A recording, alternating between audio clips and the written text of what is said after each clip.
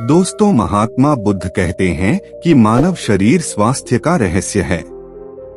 इसलिए अतीत पर शोक मत करो, भविष्य की चिंता मत करो। बुद्धिमानी तो यही है कि आप ईमानदारी से अपने वर्तमान में जियो। लेकिन हम में से अधिकांशतर लोग वर्तमान में जीना नहीं जानते, क्योंकि वह जीना ही नहीं चाहते। उन्हें तो अपने बीते हुए कल की चिंता करनी है, आने वाले भविष्य की चिंता करनी है। और यदि आप वर्तमान में जीत सकते हैं तो कोशिश करके देख लो, आपका मन और आपका शरीर पूरी तरह से स्वस्थ हो जाएगा। एक बार जब आप वर्तमान में जीने लगते हैं तो ना ही आपको अतीत के बीतने का कोई दुख होता है और ना ही आने वाले भविष्य की कोई चिंता रह जाती है, बल्कि वर्तमान में चलने वाली आपकी सांसें भी आपको वह सुख देंगे जो आज से पहले आपने कभी भी महसूस तक नहीं की होंगी। दोस्तों, आज की यह कहानी हमें कुछ ऐसा ज्ञान देने वाली है जिसे पूरा सुन लेने के बाद आप अपने भूतकाल और अपने भविष्य काल को कहीं पीछे छोड़कर वर्तमान में जीना सीख जाएंगे। तो ये कहानी शुरू होती है। एक व्यक्ति से व्यक्ति बहुत दुखी था, बहुत परेशान था। वह एक पहाड़ की चट्टान पर बैठकर रो रहा था, बिलख रहा था। तभी वहां से एक बौद्ध भिक्षु गुजर रहे थे। उसे रोता देख वह बौद्ध भिक्षु उस व्यक्ति के पास गए और उसे कहने लगे, क्या तुम यहाँ से कूदकर अपनी जान लेने की सोच रहे हो? तो वह व्यक्ति कहता है, आपने बिल्कुल ठीक कहा, लेकिन आपको इससे क्या फर्क पड़ता है? मेरा जीवन है, मैं इसके साथ जो चाहूँ वह करूँ। तभी वह बौद्ध भिक्षु उस व्यक्ति से कहते हैं, तो अभी तक बैठकर रो क्यों रहे हो?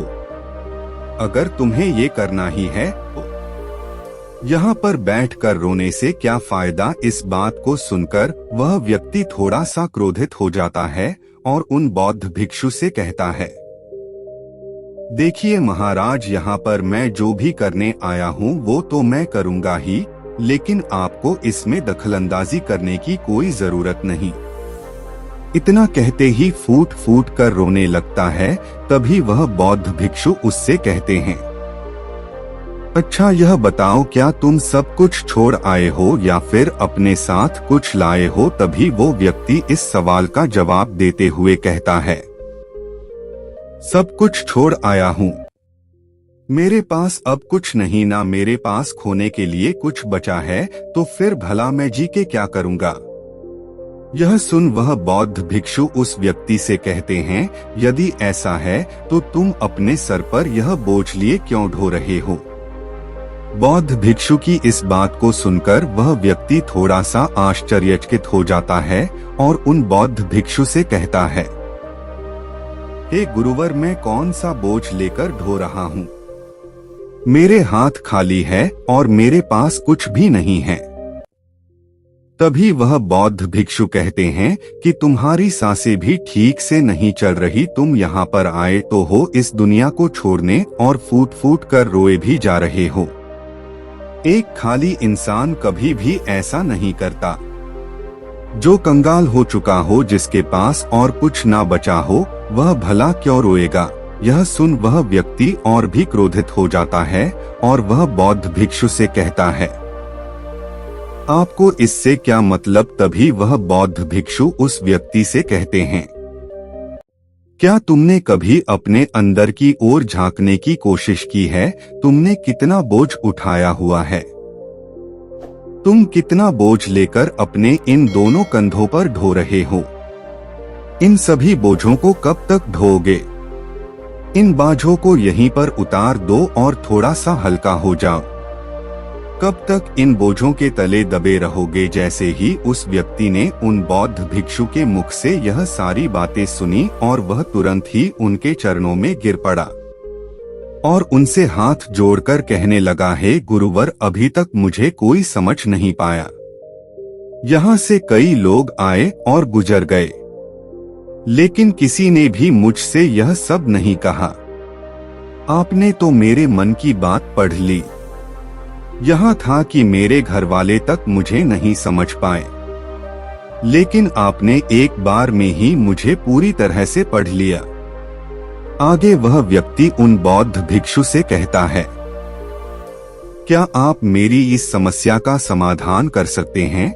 वह बौद्ध भिक्षु कहते हैं, कहाँ है समस्या? वह व्यक्ति कहता है कि मेरे घर पर है, आप मेरे साथ चलिए। इस पर बौद्ध भिक्षु उस व्यक्ति से कहते हैं, नहीं, समस्या तुम्हारे घर पर नहीं है। व्यक्ति कहता है, नहीं नहीं गुरुवर, समस्या मेरे घर पर ही है, आप एक बार मेरे साथ चलकर तो देखिए। बौद्ध भिक्षु उस व्यक्ति को समझाते हुए कहते हैं, समस्या तुम्हारे घर पर नहीं बल्कि तुम्हारे भीतर है।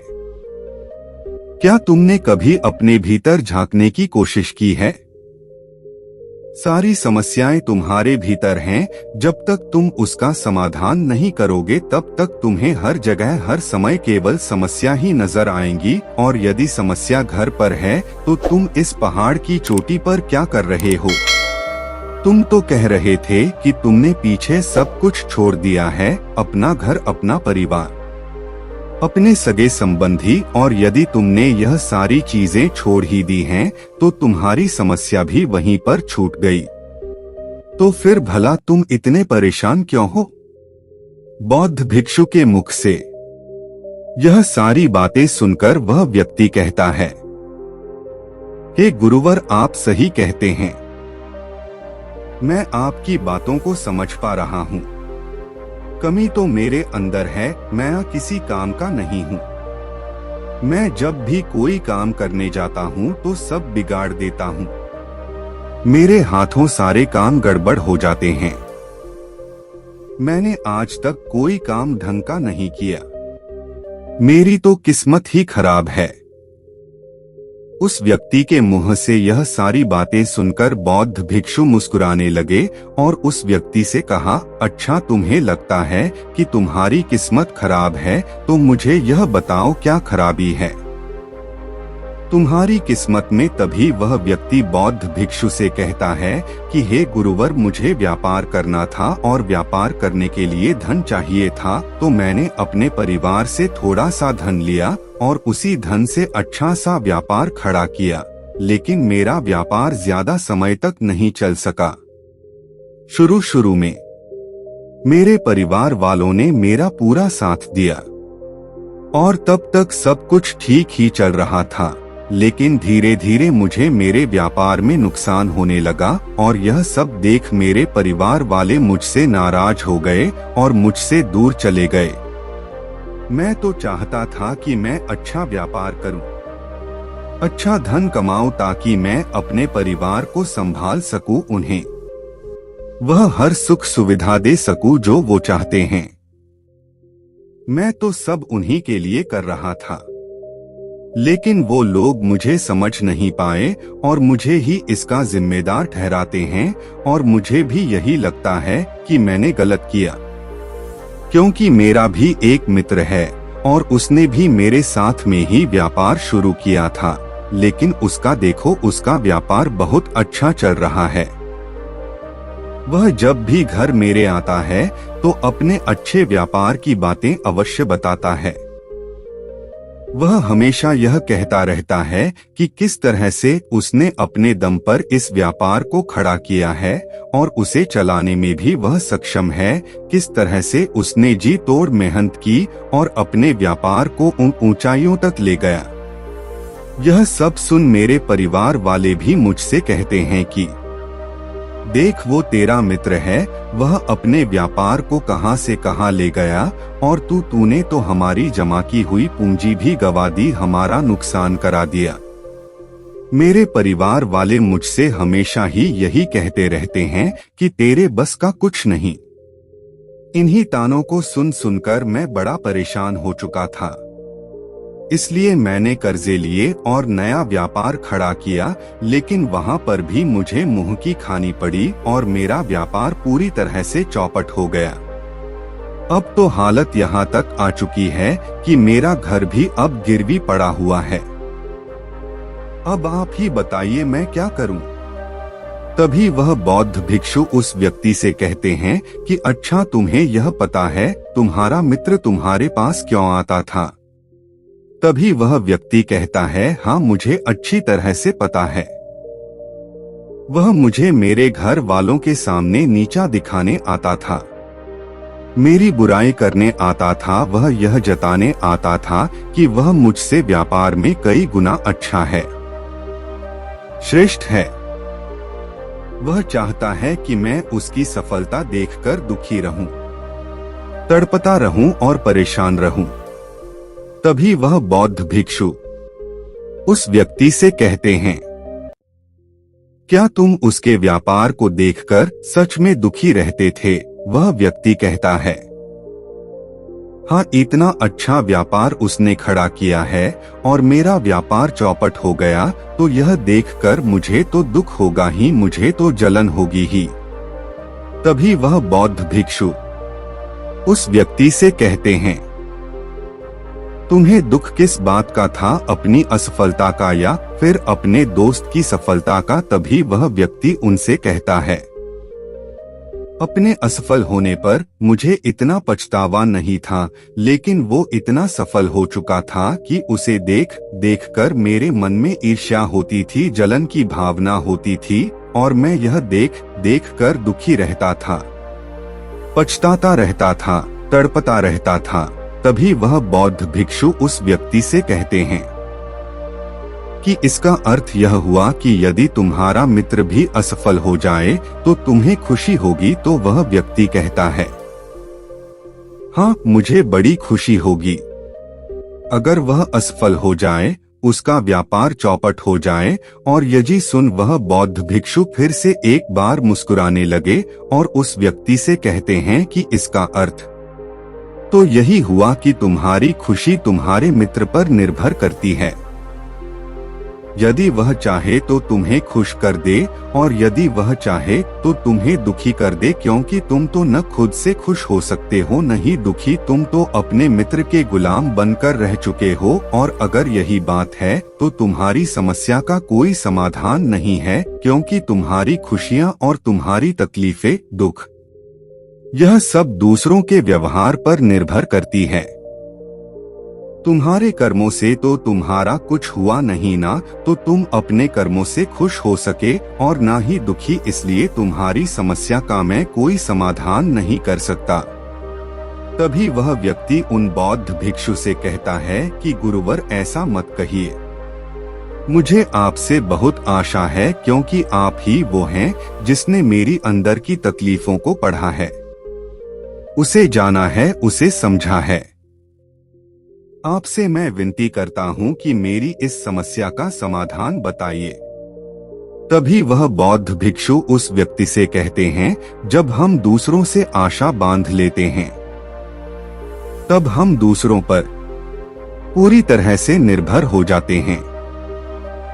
अगर मैं तुम्हें कोई रास्ता ना बताऊं, मैं तुम्हें तुम्हारी समस्या का समाधान ना दूं, तो तुम इसी तरह से दुखी रहोगी, रोते रहोगे, बिलखते रहोगे। और अगर मैं तुम्हें कोई रास्ता बता दूं, मैं तुम्हें कोई समाधान बता ही दूं, तो हो सकता है कि तुम्हें कुछ मिल जाए। लेकिन एक बात याद रखना कि जो तुम्हारा मित्र तुम्हारे घर पर आता है, यह तुम्हें बताने के लिए कि किस तरह से उसे व्यापार में वृद्धि की, किस तरह से उसने कड़ी मेहनत की। जो तुम्हें दुखी करने आता है, लेकिन बात तो सच्ची ही कह रहा है कि किस तरह से उसने अपने जीवन में वह संघर्ष किया और उस मुकाम तक पहुंचा है। तो उसने अपने अनुभव की ही बात तुम्हें बताई।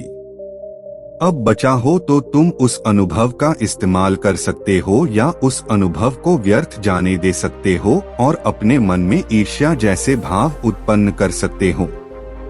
समझदारी तो इसी में है कि जब वह तुम्हें अपने अनुभव के बारे में बता रहा है कि किस तरह से उसने संघर्ष किया है, अपने जीवन में व्यापार को उस ऊंचाइयों तक पहुंचाने के लिए, तो तुम अपनी बुद्धि का इस्तेमाल करो और उसके अनुभव के ज्ञान का इस्तेमाल करो।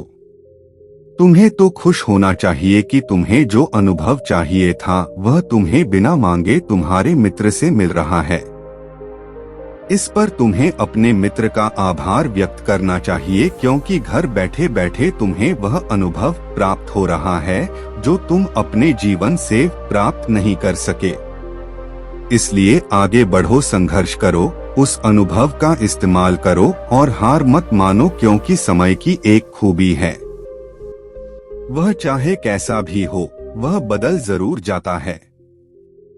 इसलिए समय चाहे जैसा भी हो, अच्छा या बुरा, दोनों का गुजरना तय है। लेकिन सबसे जरूरी यहाँ पर समझने वाली बात यह है कि इन दोनों वक्त को देखने के लिए तुम्हारा जीवित रहना आवश्यक है, और जब तुम्हारा अच्छा वक्त शुरू होगा तो तुम अपने संघर्ष से अपने व्यापार को खड़ा करोगे और अपने व्यापार को उन ऊंचाइयों तक ले जाओगे। तब वही तुम्हारे मित्र अपनी सफलताओं की नहीं बल्कि असफलताओं की गाथा गाएंगे, ताकि तुम उन्हीं की तरह कोई गलत निर्णय लो और तुम उन्हीं की तरह बर्बाद हो जाओ। तो यहाँ पर तुम्हें अपनी बुद्धि का इस्तेमाल करना होगा। तुम्हें उनकी बातों पर ध्यान ना दे करके बल्कि अपनी बुद्धि का प्रयोग करना होगा, क्योंकि उस समय वह तुम्हें सुखी नहीं बल्कि दुखी करने आएंगे, क्योंकि उसे भी तुम्हें दुखी देखकर उतना ही मजा आएगा जितना कि तुम्हें उसे दुखी देखकर आएगा।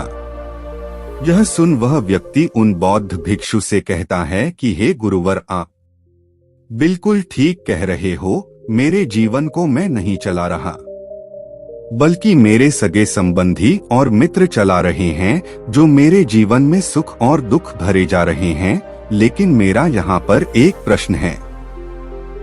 जब मैंने व्यापार खड़ा किया था तो मेरा उद्देश्य यही था कि मैं अपने परिवार को सुखी रख सकूं, उन्हें वह सुख सुविधाएं दे सकूं। तो क्या अपने परिवार के लिए सोचना गलत है?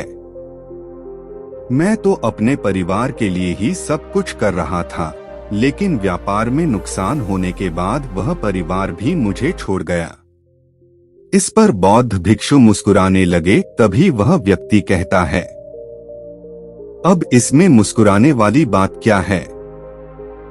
क्या मैंने कोई गलत प्रश्न पूछ लिया? तभी वह बौद्ध भिक्षु कहते हैं, नहीं, हर व्यक्ति यह चाहता है कि कोई उसकी गलती पर उसे सांत्वना दे, और तुम भी वही चाहते हो। हर कोई यही चाहता है कि जब वह कुछ करें तो उनकी प्रशंसा की जाए, और जब हमें प्रशंसा नहीं मिलती तो हमें भीतर ही भीतर बड़ा दुख होता है। हमारे मन को एक ठेस पहुंचती है, और तब हमारे मन में यह भाव उत्पन्न होने लगता है कि इस दुनिया में सभी मतलबी है, सभी अपने मतलब के लिए जीते हैं, सभी अपने मतलब के लिए काम करते हैं, और सभी हमारे साथ अपने मतलब के लिए ही रहते हैं। लेकिन अगर तुम किसी को अपना परिवार मानते हो और अपने उस परिवार के लिए कुछ करना चाहते हो, तो फिर तुम्हें ऐसा क्यों लगता है कि तुम दूसरों के लिए कर रहे हो? तुम तो अपने लिए ही कर रहे हो न। अगर तुम्हें लगा कि तुम दूसरों के लिए कर रहे हो तो तुम जीवन भर दुखी ही रहोगे, और जब तुम्हें लगेगा कि तुम अपने लिए कर रहे हो तब तुम्हें एक अजीब खुशी प्राप्त होगी और तुम हमेशा खुश रहोगे। और जब तुम अपने कार्यों को बेहतर से और बेहतरीन करने में लगे रहोगे तो तुम्हें किसी की सांत्वना की भी कोई जरूरत नहीं पड़ेगी। तभी वह व्यक्ति वह बौद्ध भिक्षु से कहता है कि हे गुरुवर, मुझे आपकी बात समझ में आ गई। अब तक मेरी किस्मत दूसरों के हाथों में थी, वह उसमें जैसे रंग चाहे सुख के या दुख के भर दिया करते थे, लेकिन अब से मैं अपनी किस्मत को अपने हाथ में रख लूंगा, और फिर चाहे अच्छी हो या खराब मैं हार नहीं मानूंगा। आखिर में वह व्यक्ति वह बौद्ध भिक्षु से कहता है, हे गुरुवर, आपकी सारी बातें तो मैं समझ गया, लेकिन क्या आप मुझे कुछ दे सकते हैं जो मेरे जीवन के सबसे बुरे वक्त में मेरा साथ दे सके, मेरा साथ निभा सके? यह सुन वह बौद्ध भिक्षु उस व्यक्ति को एक छोटा बक्सा देते हैं और कहते हैं, यह मेरे बहुत करीब है और इसे तुम्हें अपने बहुत करीब ही रखना होगा। इसमें एक ऐसा राज है जो तुम्हें बड़े से बड़े दुखों से बाहर निकाल सकता है, बड़ी से बड़ी विपत्तियों से छुटकारा दिला सकता है, और इसे तुम सिर्फ तभी खोलना जब तुम्हें लगे कि आप कोई राह नहीं बची है, जब तुम्हें यह लगने लगे कि सब कुछ व्यर्थ है। मैंने जो बातें कही हैं वो भी व्यर्थ हैं, यह दुनिया भी व्यर्थ है, यहाँ रहना भी व्यर्थ है। इतना कहकर वह बौद्ध भिक्षु उस बक्से को उस व्यक्ति को थमा देते हैं और वहां से चले जाते हैं। वह व्यक्ति उस बक्से को लेकर वापस अपने घर आता है और वह एक नया कारोबार शुरू करता है। अब की बार वह कारोबार में हार नहीं मानता और उसका कारोबार बहुत अच्छा चल पड़ता है। उसका कारोबार चलने के कारण अब उसका परिवार भी उसके साथ आ चुका था। उसके पास अब हर सुख सुविधाएं भी हो गई थी और अब वह ना तो भूतकाल का रोना रोता था और ना ही भविष्य काल की चिंता करता था। वह तो केवल अपने वर्तमान को और ज्यादा बेहतर बनाने की कोशिश में लगा रहता था। लेकिन समय हमेशा बदलता रहता है। जिस तरह से बुरा समय हमेशा नहीं रहता, ठीक उसी प्रकार अच्छा समय हमेशा नहीं रहता। उस व्यक्ति के जीवन में एक बार फिर से अच्छा समय समाप्त हो चुका था। वह जिस राज्य में रहता था उस राज्य पर पड़ोसी राज्य ने चढ़ाई कर दी थी और पूरा राज्य तबाह कर दिया था। उसका व्यापार भी पूरी तरह से तबाह हो चुका था। वह परिवार के साथ दर दर की ठोकरें खाने लगा। उसे यहाँ से वहाँ भागना पड़ा, यहाँ तक कि उसके पास खाने पीने के लिए भी पैसे नहीं बचे थे। भूख से उसके माता पिता ने दम तोड़ दिया और वह अपनी पत्नी और छोटे भाई के दोनों बच्चों को लेकर इधर उधर भटकता रहा। दोनों बच्चे बीमार पड़ चुके थे और उसके पास उनके इलाज के लिए भी पैसे नहीं थे। तब उसे एहसास होने लगा कि यह सब व्यर्थ है, उसका यह जीवन जीना भी, यह पूरा संसार, जो कुछ भी बातें उन भिक्षु ने मुझसे कही थी, वह सभी बातें भी व्यर्थ है। आज मेरे पास कुछ नहीं बचा।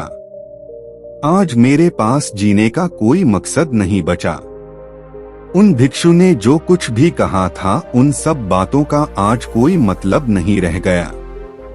अंततः जीवन को तो समाप्त होना ही है, तो फिर जीवित रहकर भाग दौड़ करके अपने जीवन में वह ऊंचाइयां हासिल करना, वह सफलताएं हासिल करना, यह सब किस काम का है? मेरा जीना भी मुझे व्यर्थ ही लग रहा है। अगर मैंने उसी समय हिम्मत करके इस जीवन को, अपने शरीर को त्याग दिया होता तो शायद आज मुझे यह सब नहीं देखना पड़ता है। वह पूरी तरह से निराश हो चुका था, अंदर से पूरी तरह से टूट चुका था। वह यह सब सोच ही रहा था कि तभी उसकी नजर उस बक्से पर पड़ी जो उसे उन बौद्ध भिक्षु ने दिया था। उस बक्से में एक पर्ची थी जिस पर यह लिखा था कि आपकी नई जिंदगी की शुरुआत कहीं से भी हो सकती है। आपके पास सोने का सिक्का हो ना हो, लेकिन आपके पास वो हिम्मत तो है, तो कुछ न कुछ अवश्य ही कर लेंगे। उस पर्ची को पढ़ने के बाद उस व्यक्ति के मन में एक बार आशा की फिर से वह लहर दौड़ उठी और उसने फिर से वह हिम्मत बांधी ताकि वह अपने जीवन में उन ऊंचाइयों को हासिल कर सके। दोस्तों, उम्मीद है आपने आज की इस वीडियो से जरूर कुछ ना कुछ सीखा होगा, तो इस वीडियो को लाइक और अपने दोस्तों के साथ शेयर जरूर कीजिएगा और हमें ऐसे ही सपोर्ट करने के लिए चैनल को सब्सक्राइब और घंटी बटन को दबा दीजिएगा। तो चलिए मिलते हैं ऐसी ही अगली वीडियो में, तब तक के लिए अपना ध्यान रखें।